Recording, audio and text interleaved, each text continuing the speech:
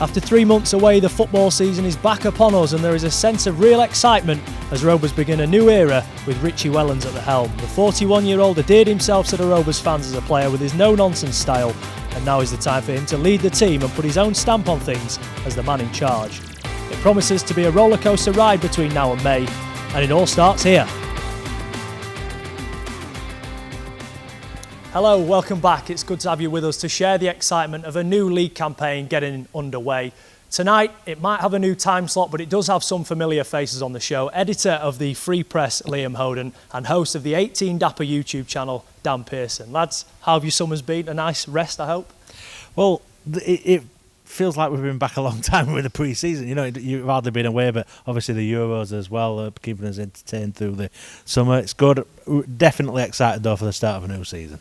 Dan, been itching to get back in the stadium? Yeah, it's been a bit steadier for me. Not really been creating too much content, but it's started up again now, and looking forward to creating matchday vlogs and more content from inside the ground.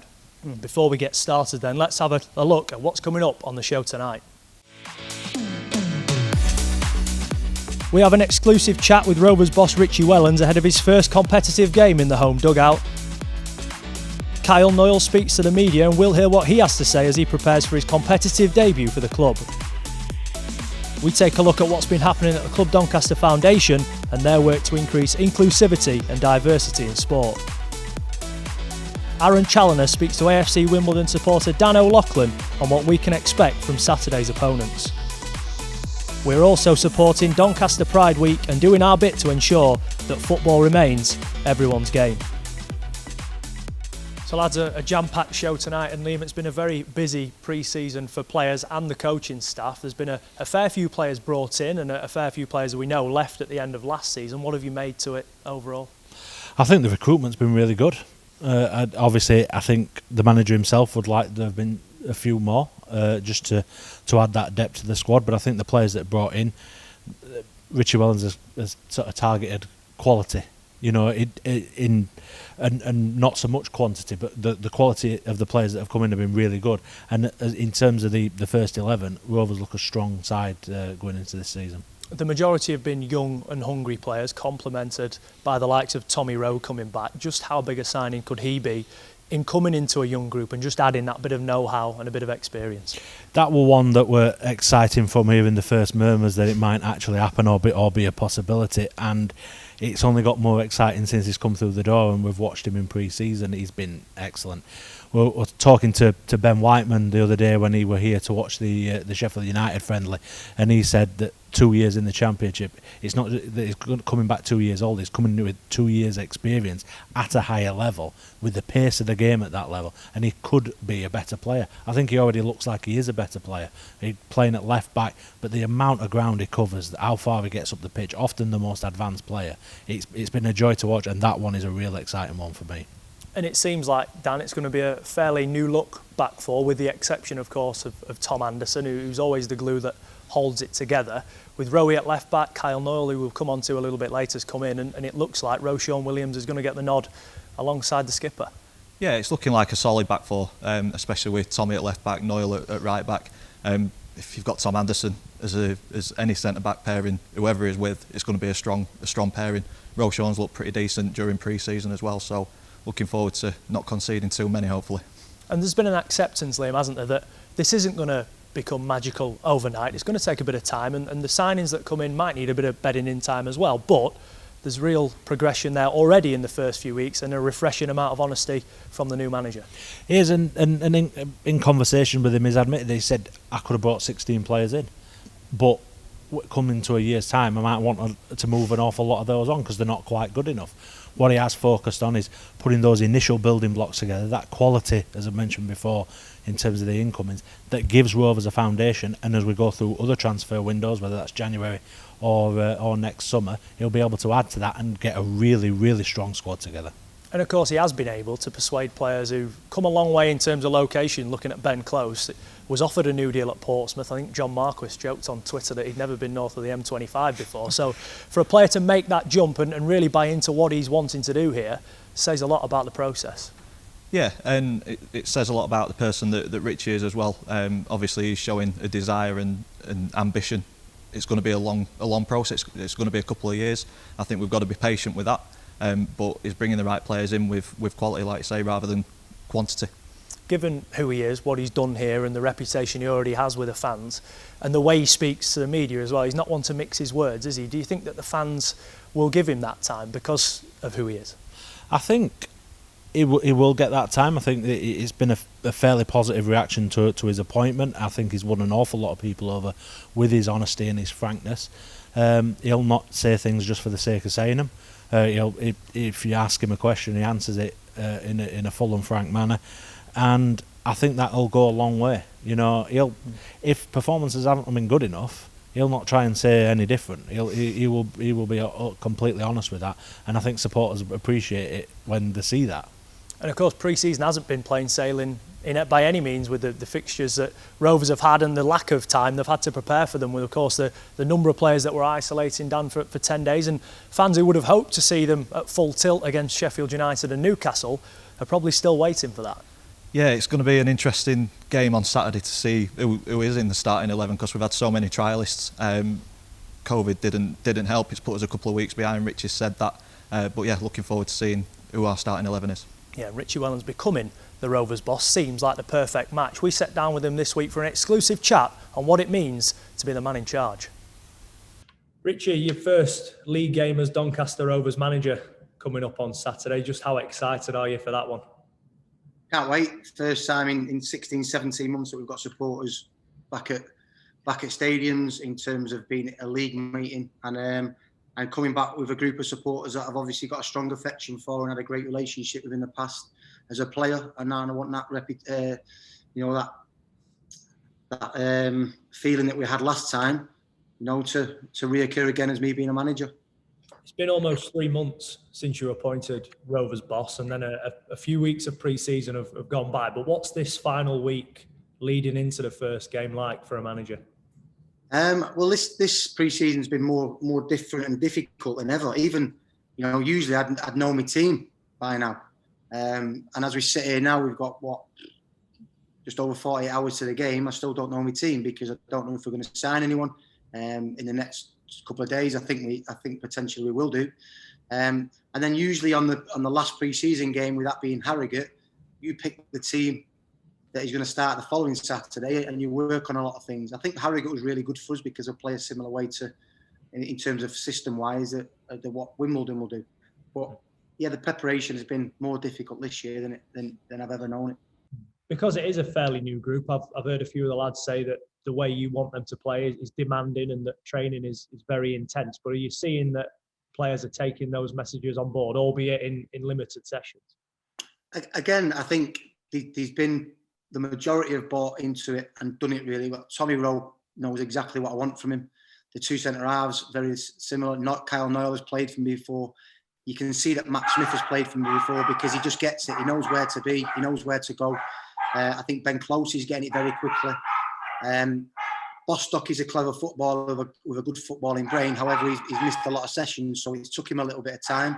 And now it's just about the forward players. We've not had no cohesion in any pre-season games with our forward players. It's been a lot of times mix and match.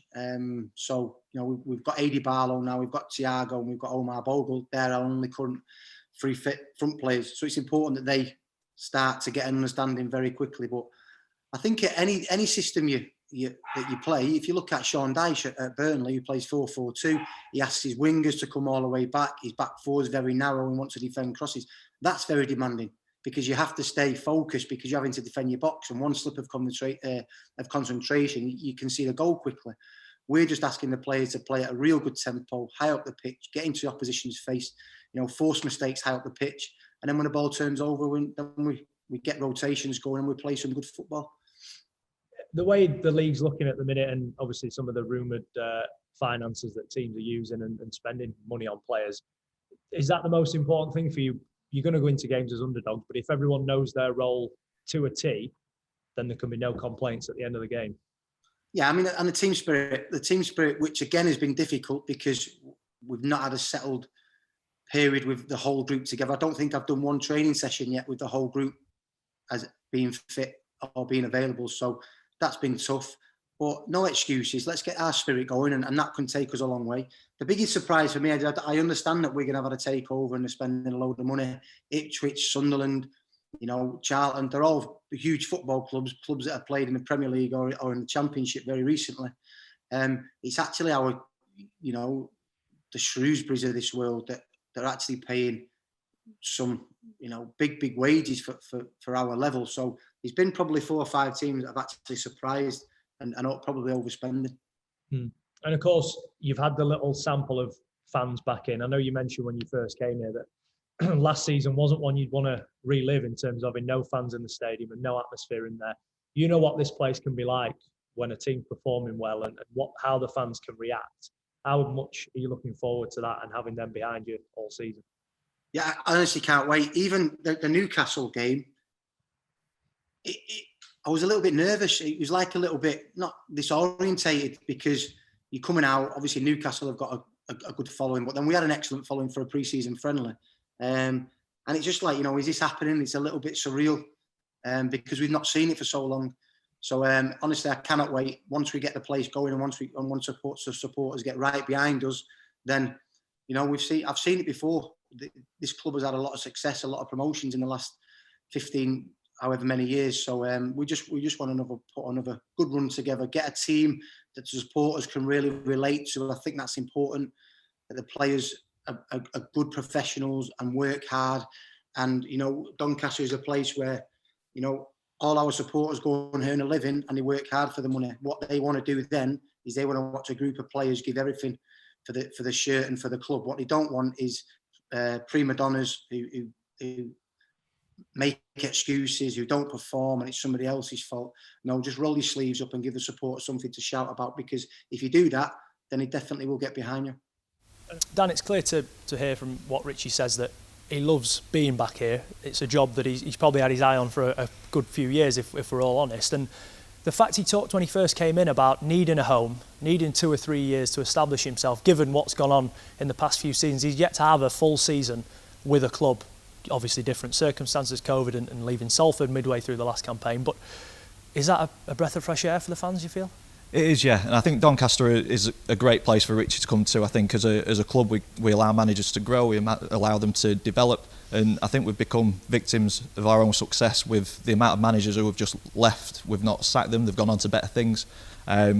Hopefully this doesn't happen with Richie. Hopefully he's here for the long haul, and it sounds like he is. It sounds like he's wanting to build something over a number of years, and hopefully we get to see that, and he's saying all the right things at the minute. There has to be that sort of meeting in the middle, doesn't there? Because managers want to be successful, but being successful doesn't always have to mean getting to a point and then moving on. It can be successful at one club. If he was to take this club up into the second tier, for example, in the time that he's here, he'd be classed as even more of a legend than he already is as a player. Well, when he were here under Sean O'Driscoll, he saw a manager who was given time to succeed. There were a few doubts about Sean in the early stages, but he was given the opportunity to build a side, and we obviously saw the success that he had and carrying on that upward momentum that Rovers had since the early 2000s. But Richie understands that, and that's why he knows he can come here and do that. And we've seen he's not chasing that instant success as much as he will want success this season, and he'll demand that as much as anybody. With the way he's recruited, you can see that he is putting those building blocks together, and he's willing to take his time with it. Thankfully as well, the club we know as well are on exactly the same page. And he's having to fight a few early battles, Dan, with the injuries that have taken place, particularly in the forward line. Fayok and Amiri and Geordie, who are looking like they're going to be out for a significant period of time. And it will be interesting, although it's in nobody's ideal world to have those players out, interesting to see how he adapts and maybe changes the team around for the opening few weeks of the season. Yeah, I think the addition of Barlow is fantastic. He seems to just be in the right place at the right time, and that's what you need, somebody who can finish it. Hopefully Bogle steps up to the plate. He's got his critics, but I think with a different style of play, it might bring the best out of him this season. I hope so. Barlow's an interesting one, isn't he, Liam? Maybe not somebody in the friendlies who's necessarily stood out from start to finish, but he's got that knack of being in the right place at the right time. He took it up a notch against Harrogate, was in the right place at the right time once again.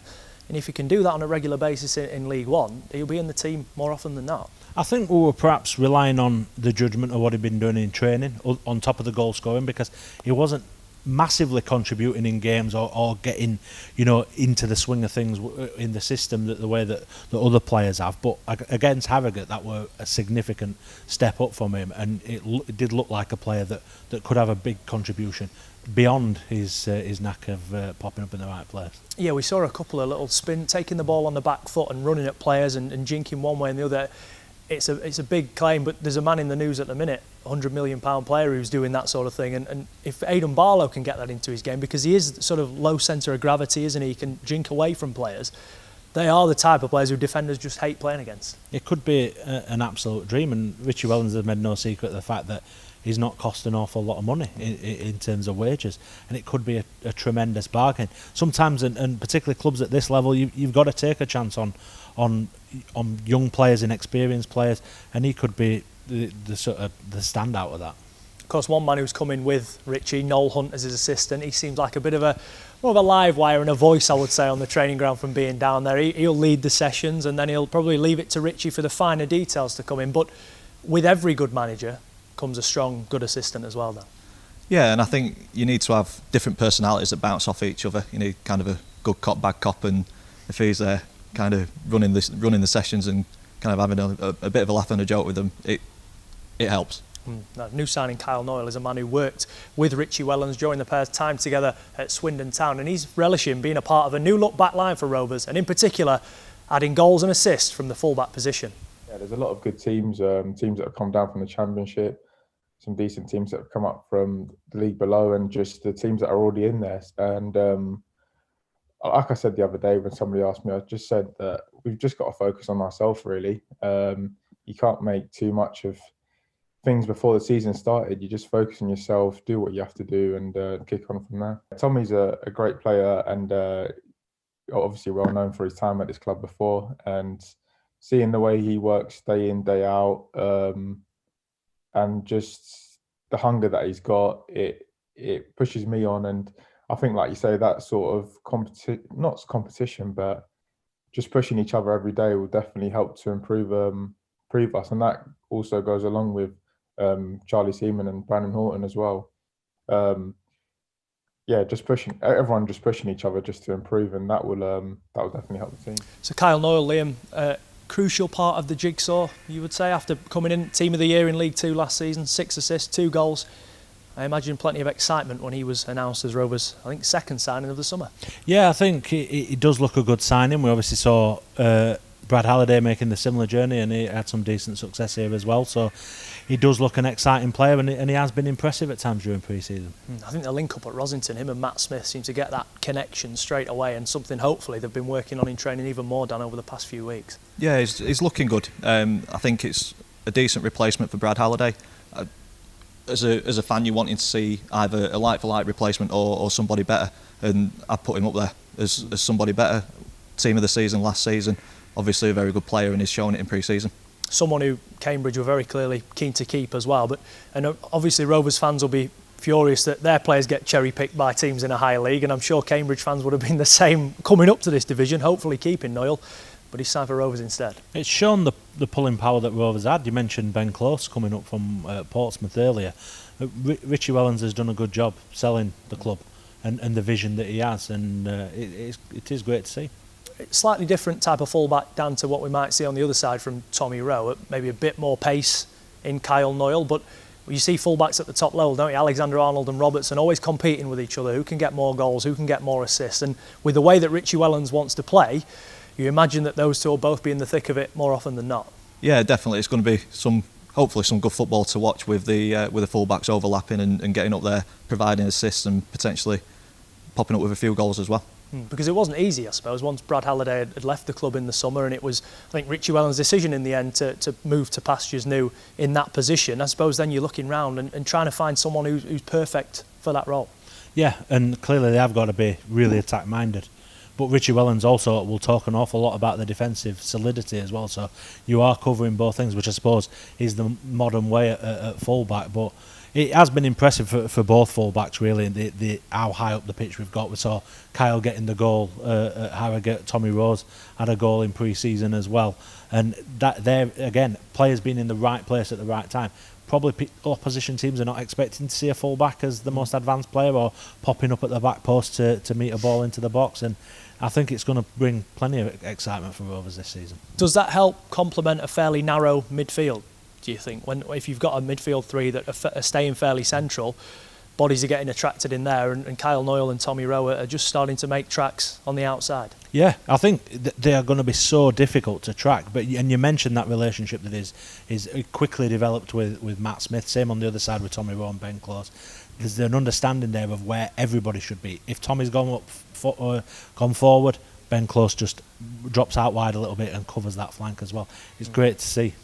While football itself has had a break in recent months, the Club Doncaster Foundation have continued their incredible work off the pitch. Here is Bea Wood to tell you how she found acceptance, support and a way back into sport at Club Doncaster. My name's Bea Wood. I have Tourette syndrome. I'm transgender as well, which have their own battles in themselves in society. I used to be very active in cycling and triathlon, but with lockdown I've had 2 operations on my ankle, removing a third of my talus bones. I came to Club Doncaster to get back on a bike really and to get out there without the pressures of being on a road bike. It's one of the very few places I go with no judgment, no preconceived ideas about my gender or my Tourette's. Everybody sees through that here. Everyone sees me as a person, and I'm not defined for how much I twitch, blink, blurt words out. No one's bothered here. I'm seen as a person.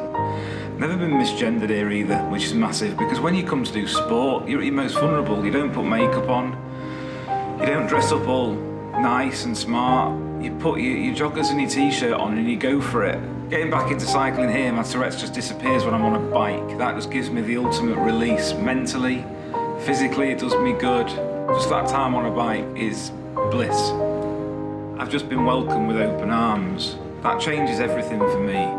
It changes the way I feel walking in here. I feel safe. I know Club Doncaster are supporting the LGBTQ plus community as an entirety.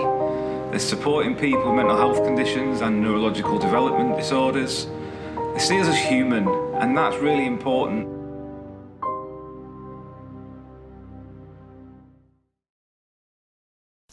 Every season brings about fresh excitement for supporters across the whole of the EFL. Rovers fans, no different, have been sending in their predictions on social media for how they think the team will fare this season. Joe Scott from Match Days outside the magnificent Keepmoat Stadium. Yeah, thoughts on the season with Rovers? I'm predicting top 10. We could have a late push for the playoffs, but I'm not too sure. I do think we'll be top 10. I'm very, very excited for the season ahead. I haven't been excited for a season in a very, very long time, purely because I think fans are returning. I think a couple of the signings, I think Matt Smith from Arsenal, very, very exciting young midfielder. Ben Close as well, Johnny Wooler. I think they've made some good signings, so hope for the season ahead. So it's a new season. I'm really excited to get back to live football. But I'm also looking forward to seeing this new Richie Wellens style football in action. I think we've recruited really well. Players like Kyle Noyle are the exact kind of signings I think we should be making. But you need to not get ahead of yourself, and I'm quite bad at that. You know, we've got to look at it as a consolidation season. You know, the league's really competitive, loads of good teams. We're already dealing with injuries and illness.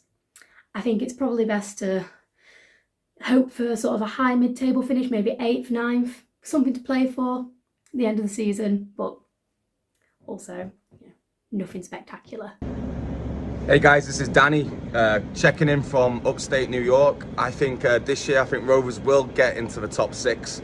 I think Richie's had a head start, ahead of Darren Moore and Grant McCann. I think he's got a foundation now. I think with Tommy Rowe and Big Tom at the back, I think that's a solid backline we've got, and I think we'll be able to add some additions during the January transfer window, and I think we'll finish top 6. I think Richie's going to do a great job, and I think the club will be going on the up. Come on, the Rovers!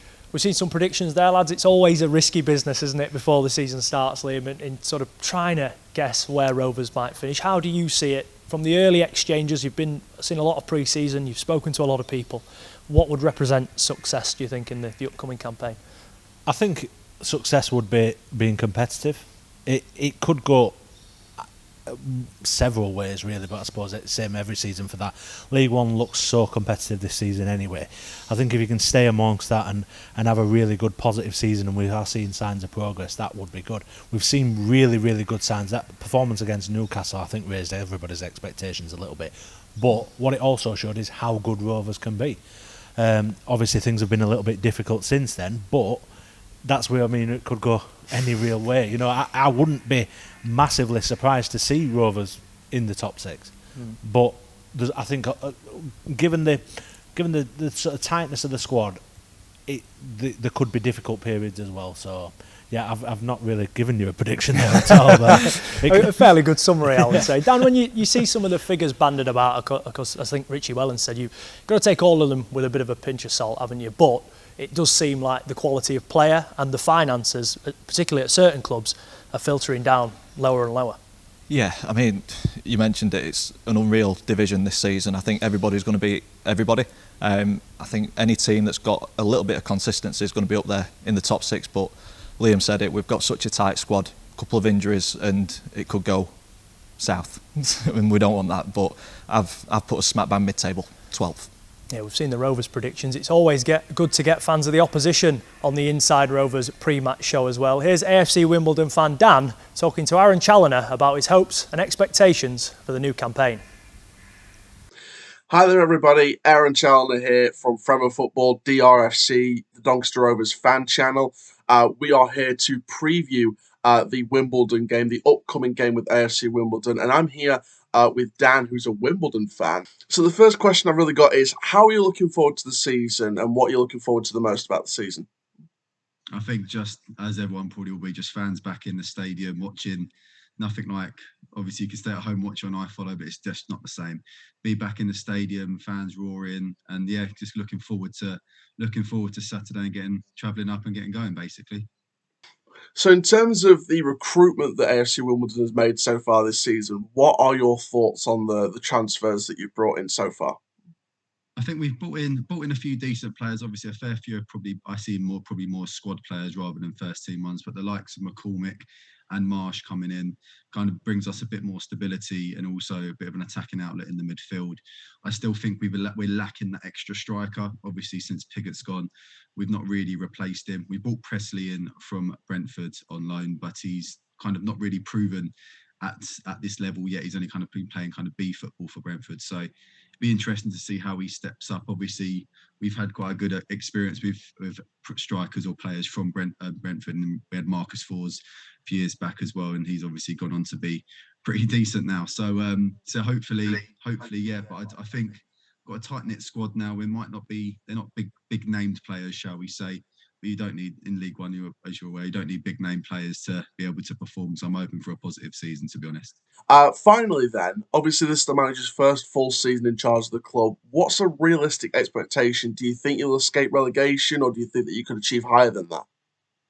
Well, I'm personally hoping for kind of a mid-table finish. I'd love playoffs. Obviously, everyone would love to go up as well, but we've got to look realistic. We've got a young squad that only going to realistically get better over time. Mark Robinson's come in. The ethos he's brought in has just changed since we had kind of Glyn Hodges previously. The style of football wasn't really attractive. Now it is, and now we've got the young players like Ayuba Sow. He's brought through. He's been immense since he's come into the starting lineup. So looking forward to it. I think, yeah, like a mid-table finish, I'd be happy with. But I think everyone kind of expects Wimbledon to go down every season. We're near the bottom for most of it, and in the last 10 games we pick up and we clear out of it. But I think, like you said, Robbo's first season, I'm looking forward to it. I think positive signs ahead, especially with the new stadium as well. Yeah, 100%. Good luck for the new season. Can't wait to see what the result is on Saturday, and thank you very much. Liam, Wimbledon, always a difficult team to beat. They've got themselves a manager in his first full season at the club. They've lost a few players, most namely Joe Pigott and, of course, Ryan Longman, who was only here on loan last season. What are you expecting from them? And I suppose it's hard to tell at this stage what their realistic aims are. I think with the way that they finished last season, I think they won 4 and drew 3 of the last 8 games to comfortably survive. I think the expectations have been raised a little bit that they'll avoid getting caught in that relegation fight again. But it's going to be a tough division, as we've already spoke about. They've lost Joe Pigott, 20 goals last season in the struggling side. That's an awful lot. And they've really, by the looks of it, struggled to find the net in pre-season as well. So, again, I think that in all likelihood they will be down there again, probably mainly on the strength of the division. But we'll see. It changed. Robinson changed the kind of the way that they've played, and they're a bit more entertaining, a bit more attack-minded. So we'll see how they go. But I think it is going to be another tough season for them.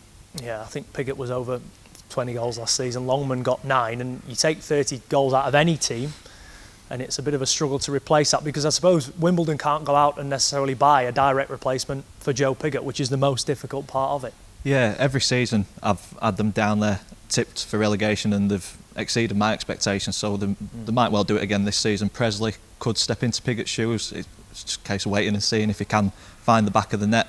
And fans back at the new Plough Lane as well, that may have an impact on where they finish. Go on then, Dan. How do you see it looking?